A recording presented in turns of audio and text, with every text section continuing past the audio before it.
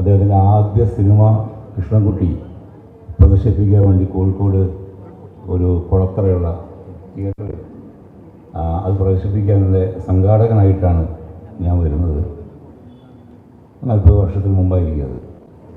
പിന്നെ നിരന്തരമായി ചന്ദ്രേട്ടനെ കാണുകയും കൂടുകയും ആ ഒരു ബൊഹീമിയൻ പ്ലാറ്റ്ഫോമിൽ വിരാജിക്കുകയും ഒക്കെ ചെയ്തൊരു കാലമുണ്ടായിരുന്നു.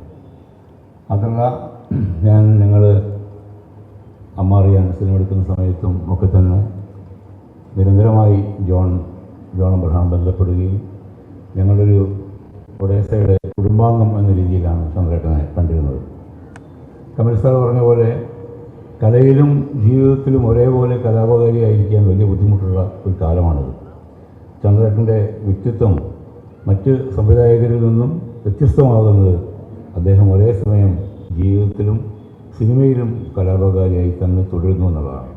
അദ്ദേഹം തിരഞ്ഞെടുക്കുന്ന പ്രമേയങ്ങൾ, അത് സ്ത്രീകളെ സംബന്ധിക്കുന്ന വിഷയങ്ങളായാലും സാമൂഹ്യ വിഷയങ്ങളായാലും രാഷ്ട്രീയ വിഷയങ്ങളായാലും എന്ത് തന്നെയായാലും വ്യക്തികളെ പറ്റിയുള്ള സിനിമകളായപ്പോലും അതിൽ അദ്ദേഹം പുലർത്തുന്ന ഒരു മാനവികമായ കാഴ്ചപ്പാട്, ഒരു വിശാലമായ ഒരു ഇടതുപക്ഷ കാഴ്ചപ്പാട് അദ്ദേഹത്തിൻ്റെ എല്ലാ സിനിമകളിലും നമുക്ക് കാണാൻ കഴിയും. അങ്ങനെ ഞാൻ ഇതാണ്, എൻ്റെ രാഷ്ട്രീയം ഇതാണ് എന്ന് വ്യക്തമായി കൃത്യമായി പറയാൻ കഴിയുന്ന അത്ര നെഞ്ചുറപ്പുള്ള മറ്റൊരു സംവിധായകൻ മലയാളത്തിൽ ഇന്നില്ല എന്ന് ഞാൻ ദീർഘമായി വിശ്വസിക്കുന്നു. ഞാനും അദ്ദേഹവും കൂടെ ഒരുമിച്ച് ഒരു സിനിമ ചെയ്യാനിടയായത് മോഹവലയം എന്ന സിനിമയാണ്. ബഹ്റൈനിലായിരുന്നു 1 മാസം നീണ്ടുന്ന ഷൂട്ടിംഗ്. അത് ഇന്ന് രാവിലെ എൻ്റെ സ്ക്രീനിങ് ഉണ്ടായിരുന്നു. അപ്പോഴാണ് ഞങ്ങൾ ആ കാലഘട്ടത്തിലേക്ക് പോയി. ആ ഒരു 10 കൊല്ലം മുമ്പാണ്. പക്ഷേ ആ ഒരു മാസത്തെ ബഹ്റൈനിലെ ജീവിതം, ഇന്ന് അവിടെ ബോംബ് കിട്ടുന്നൊക്കെ അറിഞ്ഞപ്പോഴും നമ്മളൊക്കെ നടന്നു പോയ വഴികളാണത്. ആ ഒരു സിനിമ എക്സ്പീരിയൻസ് എനിക്ക് തന്നത് ജോൺ അബ്രഹാം കഴിഞ്ഞിട്ട് എനിക്ക് തോന്നുന്നത് ഒരു മാസ്റ്റർ കൂടെ വർക്ക് ചെയ്യാൻ എനിക്ക് തോന്നി, പറ്റിക്കഴിഞ്ഞു എന്നത് അപ്പുറം മനസ്സിലായിരുന്നു. മാത്രമല്ല, എൻ്റെ ജീവിതത്തിലെ ഒരു നടൻ എന്നുള്ള രീതിയിൽ എൻ്റെ ഏറ്റവും പ്രിയപ്പെട്ട കഥാപാത്രവും മോഹവലയത്തിലെ കഥാപാത്രമാണ്. അതിന് ആ വർഷത്തെ സ്റ്റേറ്റ് അവാർഡും എനിക്ക് കിട്ടുകയുണ്ടായി.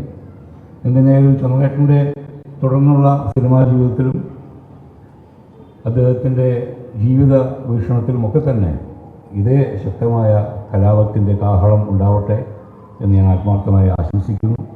അദ്ദേഹത്തെ വിവിധ സ്ഥലങ്ങളിൽ, വിവിധ ഇടങ്ങളിൽ ഒക്കെ വെച്ച് കണ്ടുമുട്ടി ഞങ്ങൾക്കിങ്ങനെ ഒരു സംവിധായകൻ നടൻ എന്നുള്ളതല്ലാത്ത രീതിയിലുള്ളൊരു ബന്ധമാണുള്ളത്.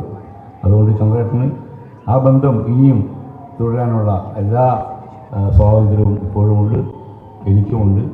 അദ്ദേഹത്തിന് എല്ലാവിധ ആശംസകളും നടന്നുകൊണ്ട് എൻ്റെ വാക്കുകൾ അവസാനിപ്പിക്കുന്നു.